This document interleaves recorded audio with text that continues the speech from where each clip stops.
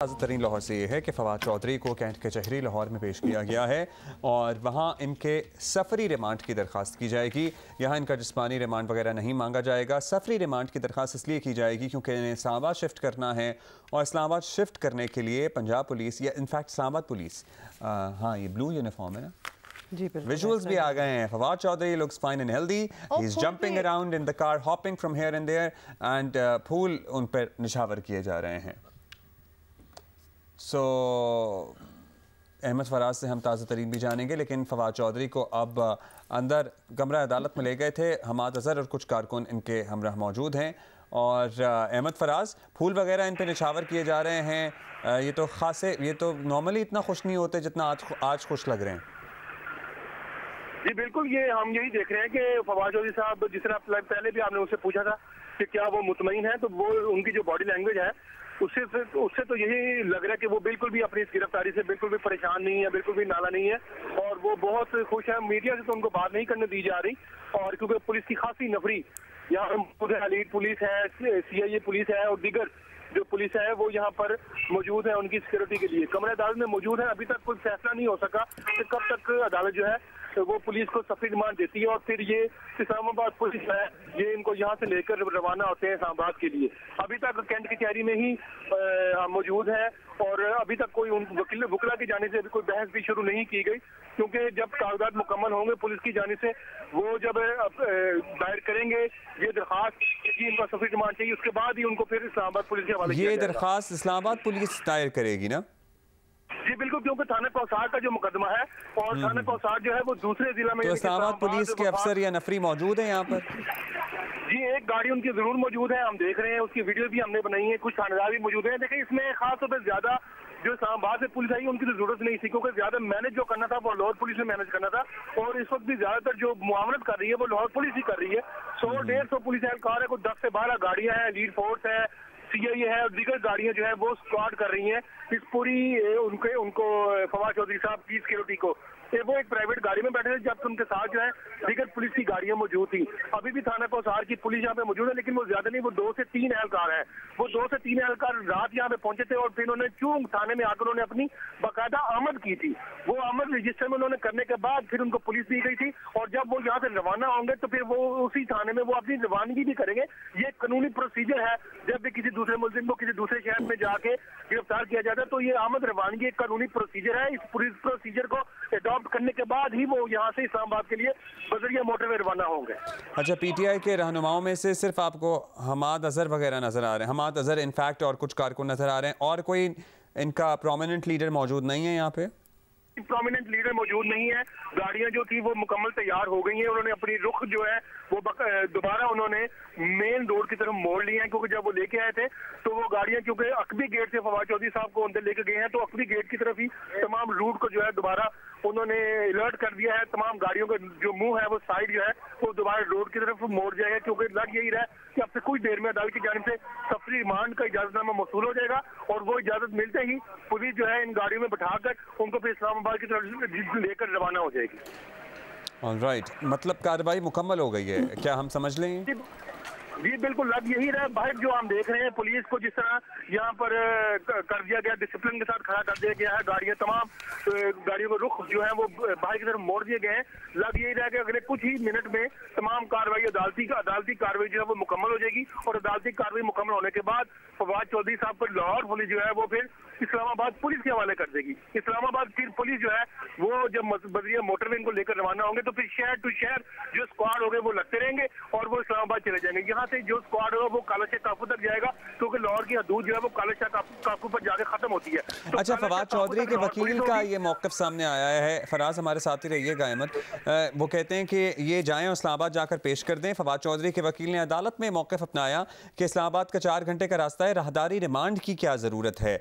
मुलजिम को इस्लामाबाद मुंतकिल करने के लिए राहदारी रिमांड दिया जाए, ये इस्तदा की गई। ऑल्दो ये प्रोसिक्यूशन ने इस्तदा की और वकील ने उनके कहा कि इनको क्या ज़रूरत है राहदारी रिमांड किए जाएँ, इस्लामाबाद जाकर पेश कर दें। तो उनके वकील की तरफ से ये पॉइंट क्यों रेस किया जा रहा है? मतलब वकील हैं तो इतना तो समझते ही होंगे कि इस्लामाबाद के लिए राहदारी रिमांड ज़रूरी है कि नहीं है? देखिए देखिए ये एक कानूनी प्रोसीजर होता है, बात आप उनकी भी ठीक है और जो लाहौर पुलिस कर रही है वो भी ठीक है। देखिए जरूरी नहीं होता कि हर लिया जाए रिमांड लिया जाए। हम अक्सर ये देखते हैं कि जब किसी मुल्जिम को दूसरे जिले से गिरफ्तार किया जाता है तो ये जो प्रोसेस होता है ये home department to home department, फिर पुलिस टू पुलिस, ये प्रोसीजर इस तरह अडॉप्ट किया जाता है और उसमें ज्यादातर सफरी रिमांड नहीं लिया जाता क्योंकि हाई प्रोफाइल ये एक मुकदमा दर्ज किया गया है, एक जो नाम साबिका वजीर है, एक रहनुमा है, तो इसी हवाले से ये गालबन कोई किसी किस्म का कोई कानूनी हुक्म न रह जाए, इसी वजह से ये उनका राहदारी रिमांड, जिसको हम सफरी रिमांड भी बोलते हैं, ये ले रहे हैं और सफरी रिमांड लेकर ये उनको इस्लामाबाद लेकर जाएंगे। अभी अडॉप्ट नहीं होता। अच्छा, साथ थोड़ा सा आप बता रहे हैं कि बड़े खुश और इन हाई स्पिरिट्स लग रहे हैं फवाद चौधरी, तो साथ साथ उनका ये भी कहना था कि पुलिस ऐसी लगाई है कि मैं कोई जेम्स बॉन्ड हूँ। तो ये भी उनके जो कमेंट्स और स्टेटमेंट्स फवाद चौधरी के आ रहे हैं, the usual Fawad Chaudhry in high spirits, तो उनका ये कहना है कि ऐसी पुलिस लगाई है कि जैसे मैं कोई जेम्स बॉन्ड हूँ। और अच्छा, उनके वकील ने खदशा जाहिर किया है कि एक रोज़ा राहदारी रिमांड लेकर कहीं और लेकर जाना चाहते हैं, इसलिए वो इसकी मुखालफत कर रहे हैं। ऑल्दो फवाद चौधरी खुशबाश और मुतमईन नज़र आ रहे हैं बज़ाहिर तो, और उनका बड़ा इस्तकबाल भी किया जा रहा है, फूल फेंके जा रहे हैं। राहदारी रिमांड की इस्तदा की गई है उनके और गालिबन मिल भी गया है, तो तैयार हो रही हैं गाड़ियाँ वगैरह ने लेके जाने के लिए। वकील ने एतराज़ किया। वकील ने इनके फवाद चौधरी साहब के कहा कि एक रोज़ के लिए प्रॉबली ये कहीं और लेकर जा सकते हैं, इसलिए राहदारी रिमांड ले रहे हैं, अदरवाइज़ राहदारी रिमांड की ज़रूरत नहीं है, ये डायरेक्टली लाहौर से इस्लामाबाद इन्हें शिफ्ट कर सकते हैं। 4 घंटे का फासला है उनका कहना है। अहमद, क्या अब निकल आए हैं या फिलहाल ये कमरा अदालत में ही मौजूद है? नहीं जी, अभी नहीं निकले, अभी वो कमरे अदालत में मौजूद है, क्योंकि ये काफी प्रोसीजर होता है। जब अदालत की जाने से जब ये ऑर्डर दिया जाता है तो मुख्तलिफ ब्रांचेस में गालबन उसकी स्टैंप वगैरह भी लगती है, तो उसकी अटेस्टेड जो है कॉपी भी वसाल दी जाती है। तो अटेस्टेड जो कॉपी है वो कॉपी जब उनके हवाले की जाएगी तो वो तमाम कागजात के साथ जो थानेदार वहां से इस्लामाबाद पुलिस से आए हैं वो उनके हवाले की जाएगी। फिर उसके बाद उनको लाहौर पुलिस जो है इस्लामाबाद पुलिस के हवाले करेगी, फिर वो यहाँ से रवाना होंगे। इस वक्त तक बाहर जो है तमाम पुलिस जो है वो बिल्कुल अलर्ट खड़ी है और कहा यह जा रहा है कि अगले ही कुछ देर में, कुछ लम्हात में उनकी जो कार्रवाई है वो मुकम्मल हो जाएगी। और कार्रवाई मुकम्मल होने के बाद उनको पुलिस के जो यहाँ पर डबल केबन गाड़ियां हैं, कुछ उनकी प्राइवेट गाड़ियां भी हैं, उनमें बिठाकर फिर जो है उसको अच्छी खासी सिक्योरिटी के साथ। अहमद फराज, आप से भी हम बात करेंगे। मुनीब फारूक ने हमें ज्वाइन किया है। मुनीब, अब फवाद चौधरी के जो वकील हैं उनकी बड़ी इंटरेस्टिंग स्टेटमेंट्स इस तरह हैं, क्योंकि वो ये भी स्पेकुलेट कर रहे हैं एक रोज़ा राहदारी रिमांड लेकर कहीं और लेकर जाना चाहते हैं, उनका ये भी कहना है। और इस्लामाबाद का 4 घंटे का रास्ता है, राहदारी रिमांड की ज़रूरत ही क्या है? तो ये सवाल भी किए गए। देखिए, अब ये एक क्योंकि नॉर्मली ये होता है कि अगर आप क्योंकि FIR इस्लामाबाद में कटी है और वहाँ से एक SP साहब आए हैं, उनके साथ पुलिस है, तो यहाँ पर लोकल CIA पुलिस ने उनके साथ मुआवनत की है इस गिरफ्तारी में और उनकी मदद से गिरफ्तार हुए हैं। तो नॉर्मल कोर्स ऑफ एक्शन तो ये होता है कि राहदारी रिमांड लिया जाता है, लेकिन क्योंकि बड़े अनयूजुअल किस्म के हालात हैं, लिहाजा मैं फवाद चौधरी साहब के जो वकला है उनको तो यही यकीनी तौर पर वो भी बेहतर समझते हैं कि फवाद चौधरी साहब को गिरफ्तारी और इस्लामाबाद मुंतकिली अगर वो कानूनी तरीके से और एक बाकायदा कानूनी लाहे अमल के तहत हो तो बहुत अच्छा है, क्योंकि जो कंसर्न होता है वो ये होता है और ये एक दुरुस्त कंसर्न है कि आजकल के हालात में क्या फवाद चौधरी साहब को वाकई इस्लामाबाद पुलिस के हवाले ही किया जाएगा और वो इस्लामाबाद ही जाएंगे, क्योंकि खदशात तो पाकिस्तान तहरीक इंसाफ के पास बहुत है और बहुत से कंसर्न है कि फवाद चौधरी साहब के साथ कोई मिस ट्रीटमेंट नहीं होना चाहिए। और मैंने जैसे पहले भी अर्ज किया था कि जो कानूनी अमल है वो मुकम्मल होना चाहिए ताकि फवाद चौधरी साहब की लोकेशन जहाँ भी हो, अगर वो इस्लामाबाद पुलिस की तहवील में होते हैं और उनको अदालत में पेश किया जाता है, क्योंकि ये मैं जो मुकदमा दर्ज हुआ है मैं उसके उन दफात को अगर आप गौर से भी देखें तो वो ऐसी नहीं है कि उनके ऊपर कभी जमानत नहीं हो सकती। ठीक है, 1-2 रोज का जिस्मानी रिमांड जो लिया जाता है वो तो खैर वो मांगेगी पुलिस, लेकिन उसके बाद का जो सिलसिला है वो ऐसा नहीं है कि उनको बेल डिनाई की जा सके लंबे अरसे के लिए, अनलेस के कोई ऐसे फैक्ट्स जो कि सामने नजर नहीं आते, सिवाय यही कि उनकी एक स्टेटमेंट है जिसमें उन्होंने कुछ अच्छा, which one is more serious, ये वाला जो मुकदमा दर्ज हुआ है या फिर कल जो इलेक्शन कमीशन ने 3 लोगों को, असद उमर इन्हें और इमरान खान साहब को एब्सकॉन्डर करार दिया है, आपको लगता है कि उसके ज़्यादा कॉन्सिक्वेंसेस हो सकते हैं? आई थिंक ये जो मुकदमा दर्ज हुआ है अब्दुल्ला, इसमें देखिए एक वो स्टेरियोटिपिकल है, सिडेशन आप बगावत, हाँ सिडेशन आप हर मुकदमे में डाल देते हैं, लेकिन आप इनका ट्रैक रिकॉर्ड देखें इन मुकदमों का, तो आउटकम क्या निकलता है? आउटकम ये निकलता है कि आप गिरफ्तार करते हैं, रिमांड लेते हैं और इवेंचुअली जाकर फिर बेल हो जाती है। हाँ, अ लॉट डिपेंड्स कि फवाद चौधरी साहब का जो अपना तर्ज अमल है वो, मैं दोबारा कहूँगा, वो नहीं है जो कि डॉक्टर शहबाज गिल का था या जो आजम सवाती साहब का था।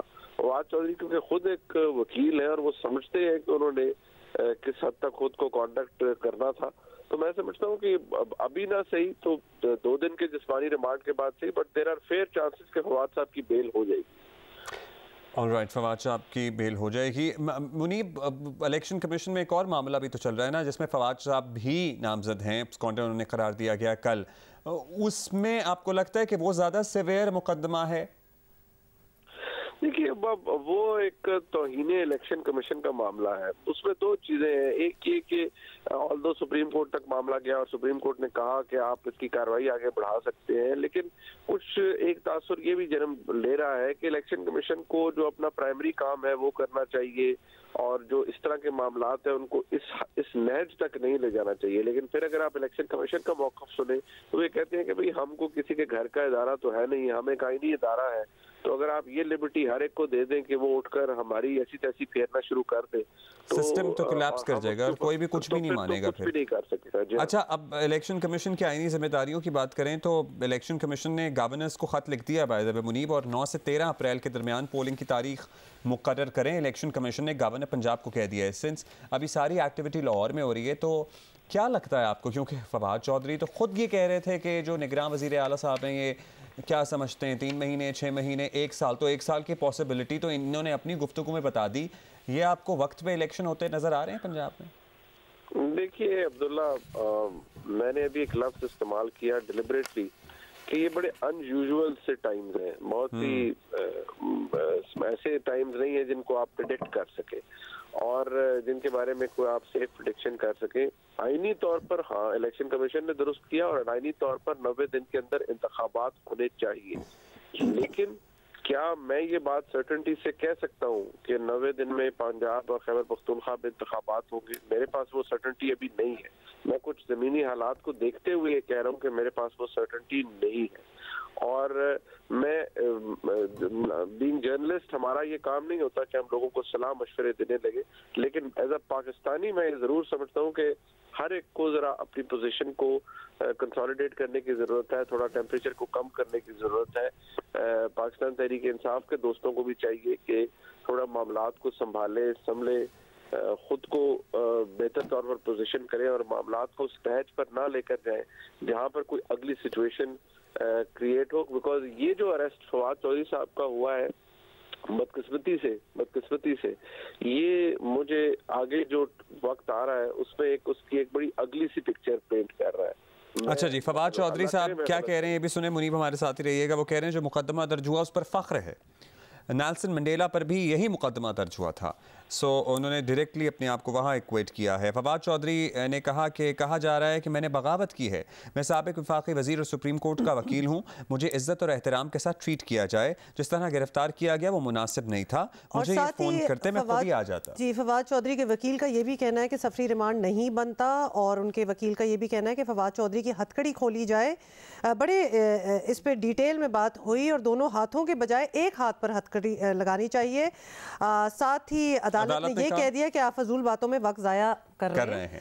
अच्छा, साथ ये भी हमाद अजहर की भी कुछ स्टेटमेंट्स आई हैं और जिसमें उन्होंने कहा कि हमने फवाद चौधरी को मुंतकिल करने वाले स्क्वाड का पीछा किया और पुलिस ने अपनी राइफलें लोड की और मेरी तरफ इशारा करते हुए मुझे पीछे हटने की धमकी दी। ये हमाद अजहर का कहना है। वैसे मंजर कशी की वैसे हमाद जो है ना हमेशा, हाँ, लेकिन आप किसी भी डाले के पीछे जाएंगे तो पुलिस आपको इसी तरह ही करती है, इशारा करके जरा इधर उधर कर देती है। कोई बिग डील नहीं है इसमें। मुनीब, थैंक यू, फिलहाल आपका शुक्रिया।